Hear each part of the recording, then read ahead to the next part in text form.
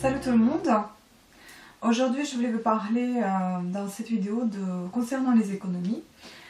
Tout simplement des petites économies qu'on peut faire tous les jours et à la fin du mois vous vous retrouverez avec une jolie surprise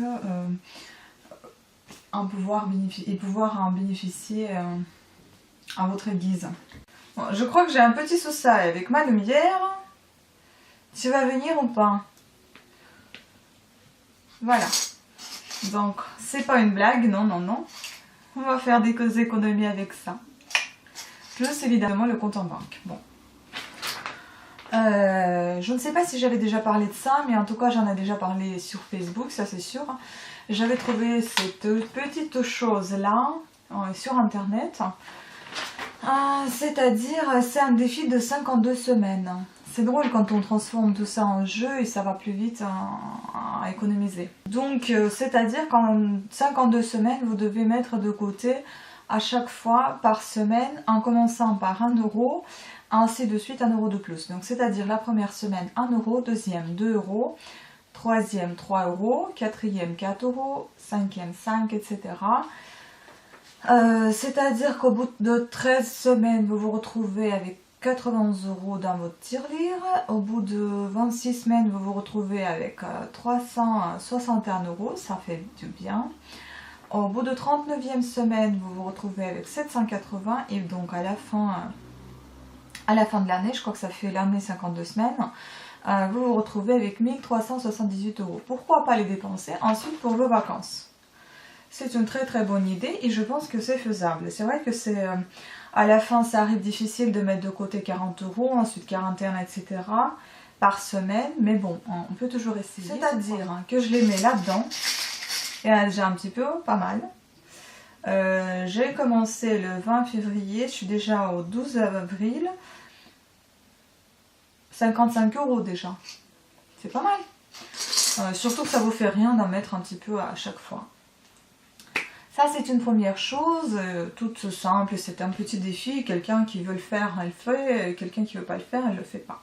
Autre chose, j'ai toujours mon cahier de courses, donc c'est un cahier très moche, avec une enveloppe, très moche aussi, mais on s'en fout puisque bon, ça dure des années déjà, où je conserve tous mes tickets de caisse avec les cartes bancaires et les tickets de caisse avec ce que j'ai acheté et que je éventuellement aurais besoin de les changer ou de rembourser, etc. Donc des grosses courses ou des courses comme vêtements, etc.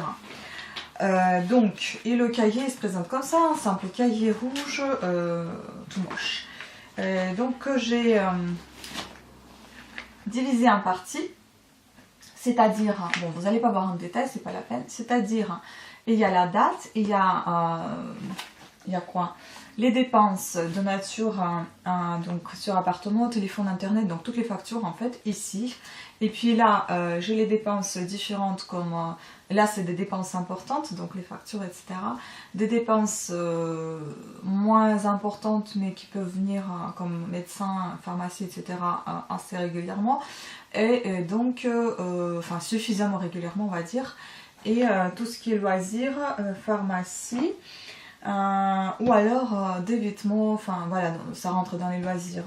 Ou des trucs de tricot que j'aime d'ailleurs, ou alors des dépenses d'achat alimentaire. Donc en fait, si vous voulez, c'est départagé sur 3 colonnes de dépenses différentes. Puis ensuite, c'est des recettes. Donc ce sont des entrées de salaire. Et puis autres, donc des remboursements ou des petites affaires que je vends sur eBay, etc. Où je vends mes tricots, donc je les mets ici. Ou alors, enfin je sais pas, des remboursements comme je l'ai déjà dit. Ensuite, ce que je fais à la fin de l'année, donc je fais à la fin du mois, je fais les totaux. Donc je compte tout, je fais les totaux de dépenses, les totaux d'entrées. Et puis ensuite, si je veux, je départage sur ce que j'ai dépensé dans le mois en alimentaire, en textile, en loisirs, etc. Donc ça peut vous donner déjà une idée. S'il y a des entrées que vous pouvez mettre de côté ou il n'y a aucune entrée, il n'y a que des dépenses. Donc là, il faut se poser des questions. Pourquoi est-ce que vous êtes toujours dans le débit? Donc il faudra peut-être faire mini sacrifice, peut-être de revoir un petit peu sur quoi vous dépensez et est-ce que c'est vraiment utile d'en dépenser autant. Donc moi, en sachant que je suis toute seule, donc je peux dépenser 300 et quelques euros pour la nourriture, c'est juste enfer, c'est beaucoup. Donc je me suis dit calme-toi, mais sachant que je ne mange pas beaucoup, mais je mange cher, je mange des bons produits qui coûtent cher. Mais bon, je vais trier ça aussi, parce qu'il y a des produits que j'en ai vraiment pas tellement besoin, autant, enfin des aliments. Ensuite, bon, et derrière le cahier, j'ai un petit décompte, c'est mon petit, comment dire, échéancier que je dois rendre à quelqu'un. Voilà, donc ce qui concerne ce cahier avec mes chèques, mes tickets de caisse. Voilà, ça permet de suivre un petit peu la comptabilité au mois et puis à l'année évidemment si vous souhaitez. Ensuite je vais me faire un autre cahier, donc qui est cahier comme ça, qui est plus cool que l'autre. Là j'ai déjà commencé mais je pense que je vais refaire. C'est un cahier à carreaux plus simple que le rouge. Donc avec les dépenses fixes, j'avais tout noté ce que je dépenserais sûrement. Et avec des entrées fixes plus ou moins, puisque bon, ça serait des salaires de mon travail, et puis des remboursements comme CAF, etc. C'est des choses fixes qui seront exactement là. Ensuite, en bas, donc, je vais faire par date, évidemment, date, dépenses alimentaires, dépenses hygiène, make-up, parce que je ne peux pas m'en passer, et dépenses imprévues comme sorties, loisirs créatifs, donc en 3 colonnes, tout ça. Aussi je vais mettre là où j'ai mis des dépenses fixes et des entrées fixes, je vais également mettre un petit mot comme j'avais mis ici de côté, je vais l'intégrer là-dedans. Je me suis fait un post-it, donc c'est à dire que je me suis fait un objectif de ne pas dépenser plus que 100 euros par 2 mois pour mon make-up, enfin tout ce qui est maquillage, crème beauté, des soins, etc.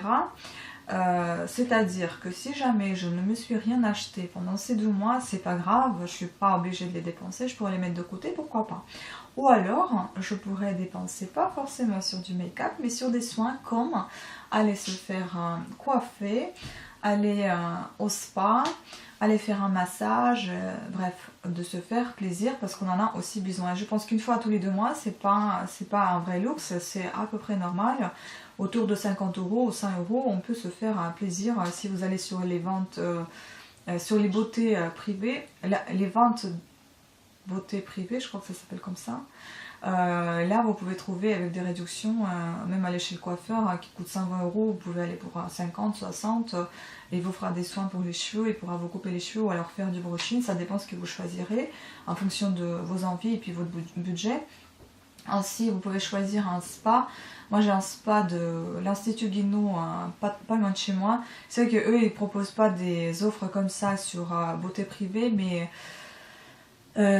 comment dire, enfin en tout cas pas dans ma ville, je crois qu'il y en a, mais dans les villes beaucoup plus lointaines que la mienne, lointaines de la mienne, et donc dans la mienne il n'y a pas ces promotions là, mais il y en a en tout cas pour 70 euros ou 75 euros, je peux aller faire un spa hammam avec une crème à la fin, donc au départ ils vous font un gommage, un spa hammam avec la petite musique douce, c'est très très agréable ce spa.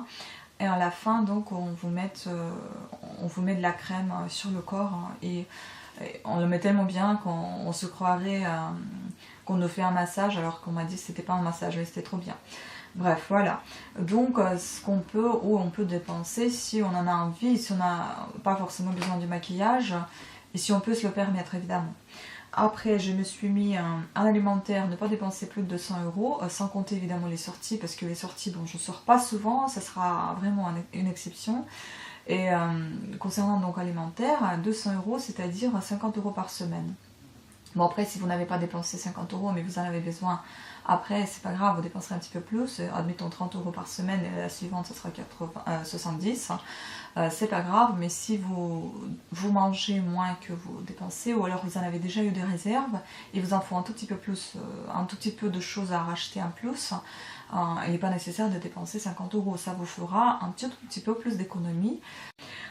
Concernant hygiène, j'en ai mis 20 euros par mois parce que, bon, sachant que j'ai des stocks de crème, donc j'en ai pas besoin d'en racheter encore. Et puis comme les crèmes elles peuvent entrer dans le soin beauté, donc dans make-up, hygiène ça peut être des produits d'hygiène. Tout simplement, comme du papier toilette, etc. Des choses comme ça. Ou alors pour nettoyer l'appartement. Enfin bref, voilà, des produits de nettoyage, je sais pas. Donc ça peut être les deux. Ensuite, comment dire, j'avais aussi une idée déjà précise de dépenses. C'est-à-dire que comme je fais, comme je prends soin de moi, j'essaie de résister aux produits laitiers. Enfin, certains produits laitiers, je ne peux toujours pas me refuser de prendre du beurre le matin parce que j'adore ça. Et d'en rajouter un petit peu dans le boulgour quand j'en mange parce que j'aime trop ça, c'est trop bon. On l'air dans les pâtes. Mais sinon, j'en mange pas trop de beurre à part ça. Et donc, c'est les fromages plutôt que je lutte et la glace. Ça, c'est assez difficile de se refuser ça. Mais c'est vrai qu'il y a moins de soucis de santé quand je ne consomme pas ces produits-là. Donc déjà le premier point c'est de se refuser des produits laitiers, c'est déjà plus simple au niveau de dépenses. Voilà, vous ne dépensez pas sur des choses alimentaires laitiers, notamment des gâteaux qui contiennent du lait, des dérivés laitiers. Voilà, donc c'est-à-dire les sucreries on peut oublier, à part le chocolat noir, et encore le chocolat noir ne coûte pas une fortune. Même si vous achetez une petite tablette suffisamment chère, vous n'allez pas la manger très vite puisque le chocolat noir ne se mange pas aussi vite que le chocolat au lait. Encore on va se poser des questions, qu'est-ce qu'ils mettent dedans pour nous attirer tellement pour en consommer autant et sans pouvoir s'arrêter, pareil comme le coca. Donc voilà, ça c'est des choses mauvaises qui me donnent des boutons sur le visage dont je me sens pas très bien, je suis ballonnée. Donc je voudrais arrêter cette consommation inutile complètement pour mon organisme et d'ailleurs pour mon porte-monnaie. Donc voilà, sachant lire les ingrédients derrière nos emballages, on fera notamment de bonnes économies. Voilà, après il y a un côté dépensier, c'est-à-dire marché. Le marché, il est beaucoup plus cher pour moi, en tout cas. Après, peut-être ça dépend des marchés, mais là où j'achète, c'est un petit peu plus cher sur certains produits, pas tous, au marché qu'en magasin. Mais disons que c'est de la qualité, c'est de la bonne qualité, donc je préfère dépenser autant un petit peu plus cher, mais de manger quelque chose de bon et qualitatif que de mauvais et dépenser moins. Donc voilà, acheter au marché, acheter du bon, moins acheter de cochonneries, enfin tout ce qui est des bêtises, sucreries, n'importe quoi, des grignotages. Et privilégier des fruits et légumes, de la bonne viande, pas plus que 2 fois par semaine. Du poisson, oui, et des légumes et des fruits quand même à volonté. Voilà, du chocolat noir, et puis voilà. Et donc aussi ce que je voulais dire, bon ça c'est tout ce qui concernait la nourriture, l'alimentaire, et puis aussi il y a un côté dépensier, c'est le côté donc make-up, tout ce qui concerne le maquillage, les soins, etc. Donc j'en ai accumulé, comme je vous l'ai déjà montré dans une de mes vidéos, beaucoup de stock. Et il est toujours là, il est toujours présent. Bon, là comme j'ai fait déjà quelques craquages que je vous ai présentés, c'est des rouges à lèvres, des gloss et des fards à paupières, quelques vernis notamment. J'ai évidemment, comme tout le monde, comme toutes les filles, ou même les garçons, ont toujours envie d'avoir des nouveautés chez eux. Donc moi aussi j'en ai envie parce qu'au bout du compte, j'ai toujours les mêmes produits, j'en ai un petit peu marre d'utiliser la même chose, donc il faudra bien que je les termine. Mais il faut aussi que j'arrête d'acheter la même chose. Et moi c'est mon cas, j'achète souvent, si j'aime quelque chose, en plusieurs quantités. Ça concerne notamment les vernis rouges, donc j'en ai un comme ça. Après j'en ai plusieurs... 3 peut-être couleurs, même couleur avec la même nuance, comme ça, rouge, et puis encore un rouge marron, donc bon, je suis d'accord que c'est pas les mêmes rouges, mais il y en a qui sont même en 3 fois. Après j'ai des soins pour les ongles qui sont toujours là, que je n'utilise jamais, donc il faudra bien que j'utilise ça ou alors que j'arrête d'en acheter, donc comme j'en ai déjà acheté, il faut que je les utilise et que j'oublie après et je n'achète plus. Celui-là, donc il faut il faut mettre un petit peu de trucs pour le... Comment dire, un d'épaississant, je ne sais pas si ça se dit, il est devenu trop épais, donc il faut le diluer un petit peu avec un produit à vernis qui aide un petit peu à diluer cette épaisseur de ce top coat parce qu'il est impossible de mettre sur les ongles, il est trop épais. Bref, après il y a celui-là que je n'aime pas du tout, c'est un vernis magnétique avec un petit truc que vous mettez, que vous tenez au-dessus de votre ongle pour qu'il y ait des rayures, etc. Donc j'aime pas, mais il faut que je l'utilise au moins comme un simple vernis et qu'on en termine. Avec, et puis là, comme vous pouvez voir, j'ai des petits restes tout au fond, donc c'est-à-dire qu'il m'en faut pour 1 ou 2 fois et puis c'est fini. Et il reste là, donc en fait, pourquoi je dis de terminer tout ça? Parce que ça reste là, ça sèche et moi j'aurai de nouveaux vernis. Donc du coup ça va aller à la poubelle tout simplement. Bon après je suis d'accord, vous payez un vernis à, je sais pas, la moyenne est de 10 € et vous l'utilisez au moins de 2 ans quoi, peut-être 1 an, 10 € c'est rien du tout en 1 an. Mais bon, 10 €, 10 €, 10 €, 60 vernis, bah ça fait quoi? Ça fait 600 €. Donc ça fait beaucoup. Donc du coup, il faut faire attention avec ces dépenses-là, donc c'est quand même assez coûteux. Donc ce que je me suis dit, comme j'en ai beaucoup de vernis, je me suis fait un tout petit panier, je vais vous le montrer, qui est comme ça, avec de toutes sortes de vernis, donc des Bourjois, des L'Oréal, des... comment ça s'appelle, des Déborah, que je n'ai plus du tout utilisé ces derniers temps et que j'utilise uniquement les nouveautés. Donc je me suis dit, il faut que j'utilise ce petit panier déjà et puis après que j'entame mes nouveautés. Parce que sinon, ça ira à la poubelle et comme je dis, 60 vernis, 600 €, ciao quoi. Donc ça fait beaucoup. Donc voilà, il faut faire attention avec ça. Et mine de rien, c'est vrai qu'on dit que bon, bah, c'était pas grand chose, comme je viens de le dire, 10 € dans l'année. Mais en faisant pas mal d'achats de vernis, et moi je n'arrête jamais d'en acheter et j'achète souvent les mêmes couleurs sur des marques différentes, donc là je vais faire attention. Pourquoi pas le mettre de côté cet argent et puis le dépenser pour mon propre plaisir, donc aller au spa ou alors aller à la mer, enfin en vacances quoi, donc voilà, tout simplement voyager ou tout simplement le mettre de côté et cet argent là il sera toujours utile, il sera toujours dépensé de toute façon. Mais plus intelligemment ou plus cool quoi, ça sera peut-être bien parce que tout ça c'est cool aussi mais tout ça c'est un excès et un excès ça n'a jamais été quelque chose de bon, donc il vaut mieux que tout soit modéré et là je vais consommer et puis dépenser avec la modération. En tout cas je vais essayer de le faire et je vous incite à le faire aussi. J'espère que cette vidéo vous motivera et que vous reverrez aussi vos dépenses, vous verrez ce qui est mieux pour vous, comment mieux économiser, comment mieux mettre de côté ou pas mettre, dépenser plus ou moins, etc.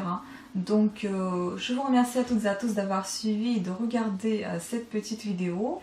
Je vous remercie également de vous être abonné à ma chaîne si c'est déjà fait. Si ce n'est pas fait, je vous invite à le faire si vous aimez ma chaîne et mes vidéos évidemment. Et je vous dis à très très bientôt. Au revoir.